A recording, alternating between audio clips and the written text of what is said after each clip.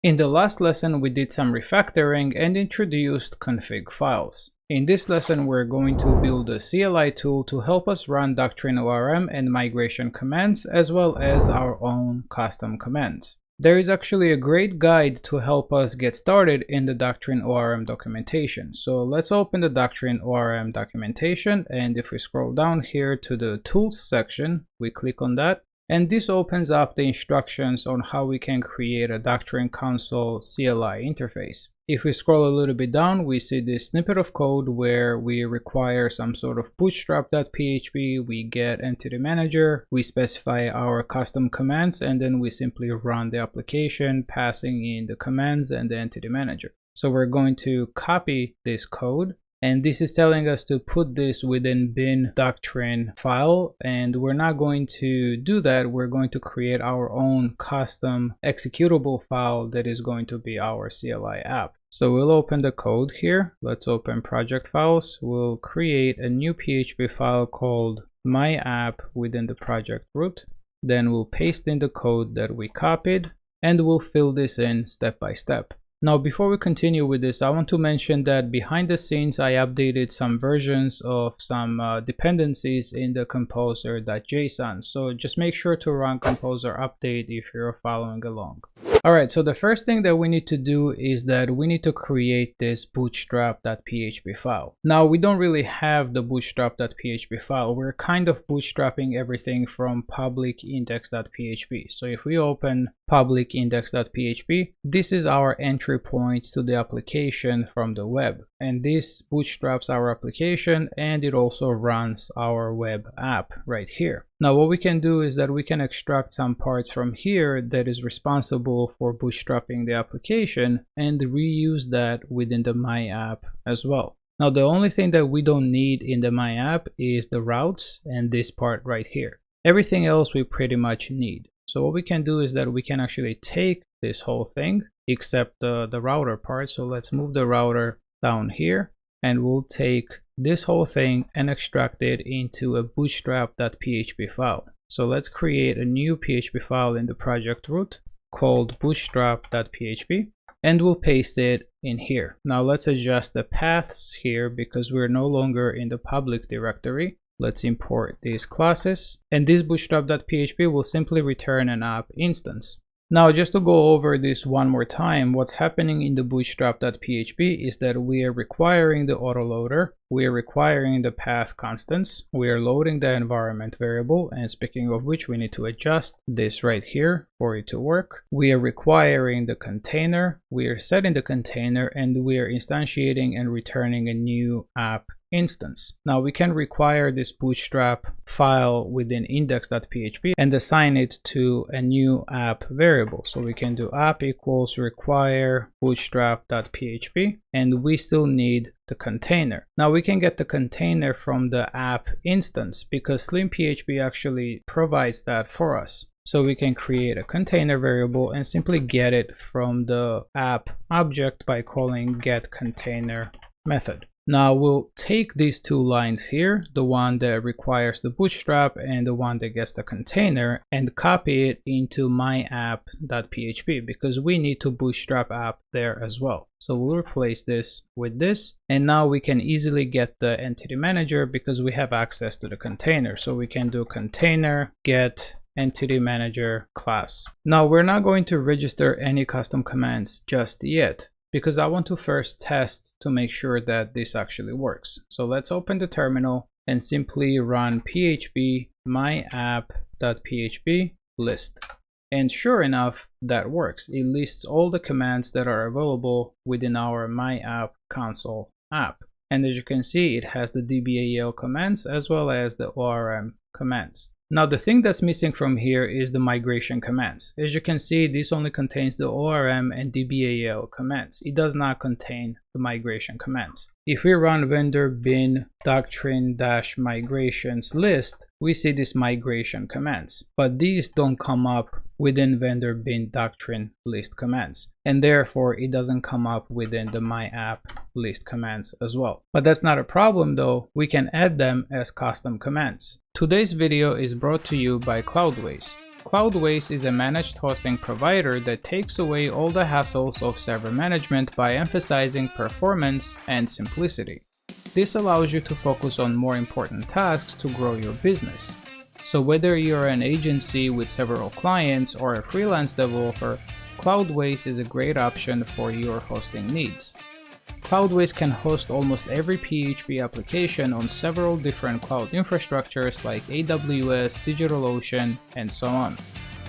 So sign up today using the link provided in the description of this video and use my promo code GIO15 to get a $15 hosting credit.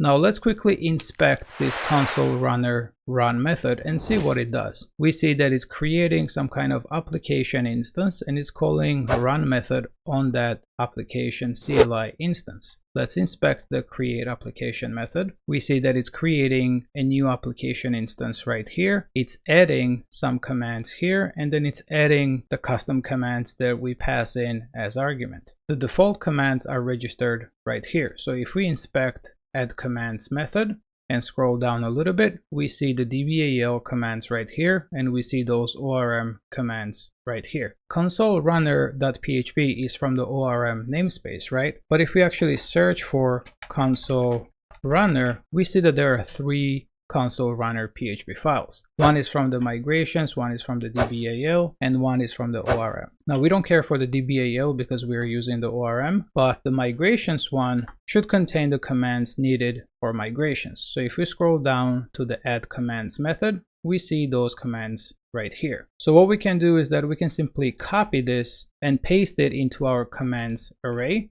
and we'll also copy the diff command from here to here. Now we can actually get the dependency factory pretty easy because if you remember, we already did that in the CLI config.php when we set up the migrations in one of the previous lessons. This CLI config.php actually returns the dependency factory. Now we don't need the CLI config.php anymore because we're not going to be running the Doctrine migration commands from the vendor bin directory. So what we'll do is that we'll copy this and create a dependency factory variable and assign it to that. Let's import this, and we already have access to the entity manager, so we just need the config variable. If we go back to the CLI config, we basically need to copy this and put it in here as well, and this should be good enough. Now the one other thing that I want to fix is that migrations.php is within the project root. We can easily move this into the configs directory, and we just need to adjust the path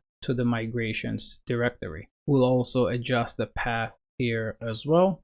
This will be config path / migrations.php. Let's get rid of this, and now this should work. If I open the terminal and run my app list and scroll up, we should see the migration commands, and we do. Now let's run a couple of these migration commands to make sure that it actually works. So we'll do php myapp.php migrations status, and we get the status of our migrations, which is good. Let's run migrations migrate first to roll back to the first migration.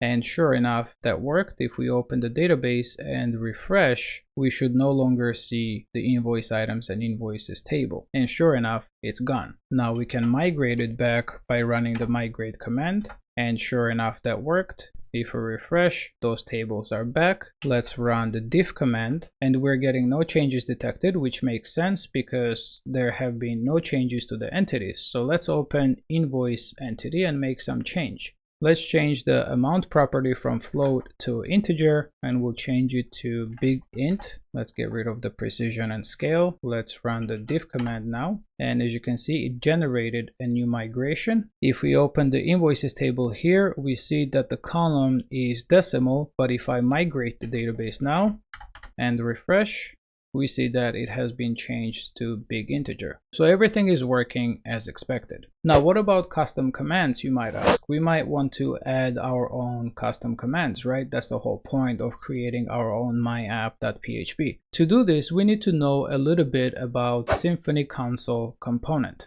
Let's open the Symfony Console component documentation. As stated here, the console component is used to create command line interfaces. So we can install the Symfony Console using this command. So let's copy that and put it in our terminal. Let's go back to the documentation and scroll down a little bit, and we see an example on how to set up and run Symfony Console application. As you can see, it's creating a new application instance. We can register the commands using the add method, and then we need to simply run the application. So let's copy these lines here, and we're going to replace this console runner because this run method essentially does the same thing, and I'll show that to you in just a second. So let's inspect the run method. And as you remember, this method simply calls a create application method and then calls the run method on that object. And this run method is the same run method as this, because the create application returns a Symfony application object. This is where that object gets created. As you can see, it's passing Doctrine command line interface as the name of the application along with its version.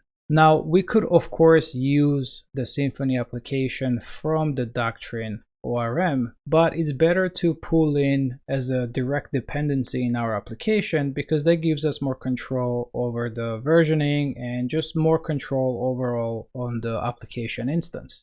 So now in here we can pass our own application name. So I'm just going to call it app name, and then the version can be 1.0, and this can be extracted into environment variables and then loaded here from the config file if we wanted to, but I'll leave that for you to do as an exercise if you want to. Now we can comment this out, and if we go back here, we can skip this part because we're not using any helper sets. We do need to call the add commands because we want to register the default ORM and DBAL commands. So we'll take this and put it in here, and instead of self, we'll simply use console runner, then pass the application here. And since we're not using helper set, we're just going to pass the entity manager, and we're just going to pass the single manager provider that we're passing here, because that's essentially what gets passed down within the run method anyways. So we'll do it this way, and we can get rid of this, and now we just need to register the custom commands. So we'll do application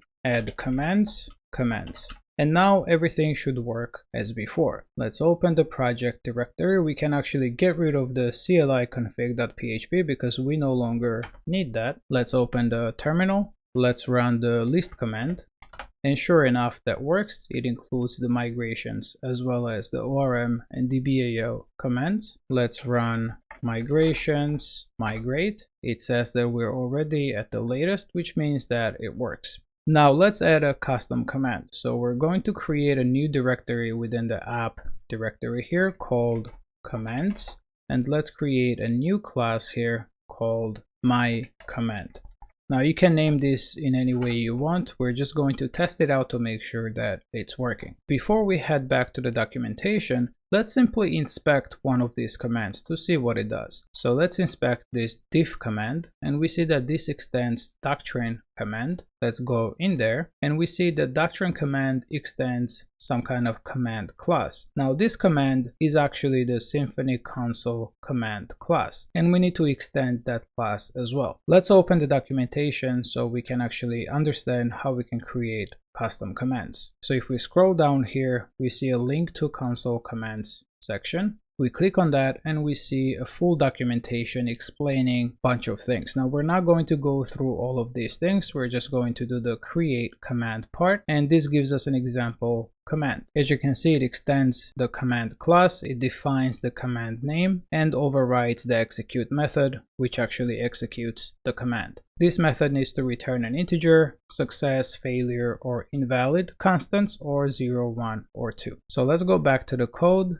Let's close this out, and we're going to extend command, Let's define the command name. We'll call it app my command. Let's define the description, my command. Let's override the execute method, which should return integer. So we'll simply return command success, and we'll simply print hello world in the console. So we'll write hello world in the output, and we'll pass true to add a new line. Now we need to add this command to our list of commands within myapp.php. So let's do new my command. And now if we open the terminal and run the list command, we should see my command in the list. If we scroll up, we see the app commands right here.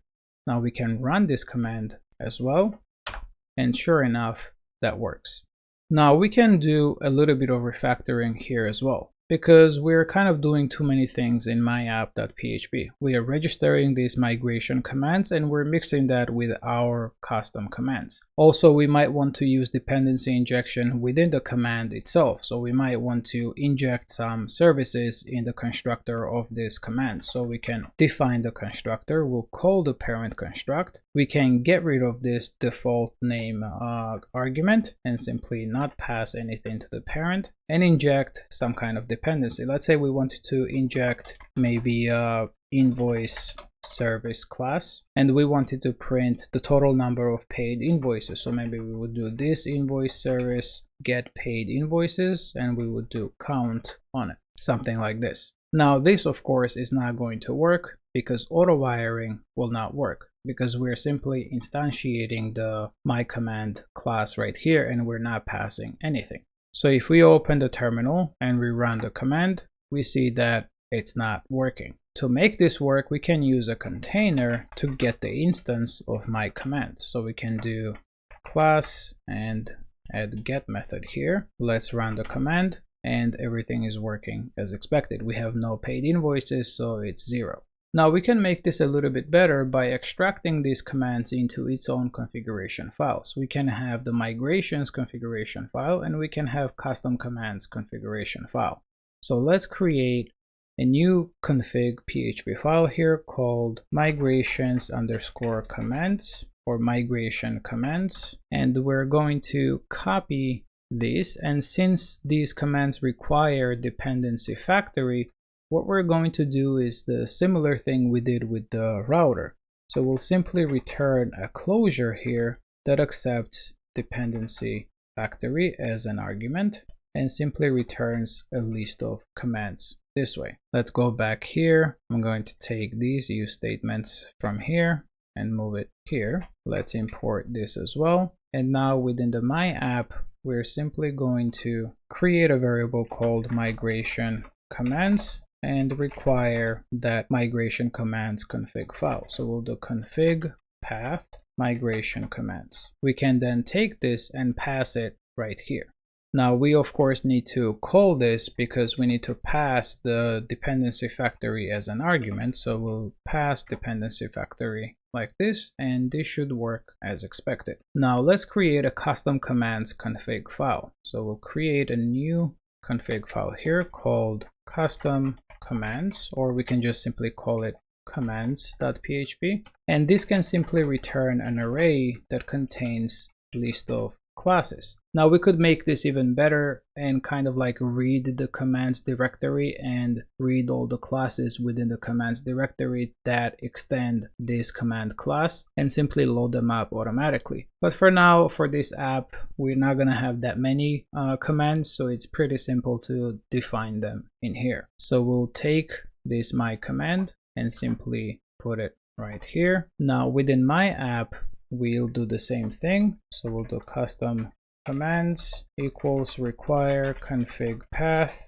commands.php. And now we basically need to either loop over this and get each instance using the container this way, or we can just loop over it using something like an array map and return the list that way. So we can get rid of this, and what we'll do is that we'll call another add commands method here, and we'll simply call array map, and the callback will simply run container get command, and the second argument is of course custom commands. So again, we are simply looping over the custom commands here and getting each instance using the container. Now let's open the terminal and test this out.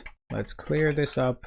Let's run my command. That still works. Let's run the list. That works as well. And we have all the commands in the list. We can run some migration command and that works as well. Now, of course, there are many different ways of doing this, and this is not the only way. It can probably be improved even more, but this is good enough for our use case. All right, so I think this is it. One final touch that I want to make is that I want to run these commands without this .php extension. I want to do php myapp list. And we can do that by simply removing the .php extension from here. So let's get rid of the .php extension. Let's run it and we see that it still works. We can run migrations status and that works as well. Now let's actually open the page in the browser to make sure that everything still works in there. So let's go to localhost port 8000 and we're getting a warning, require bootstrap.php.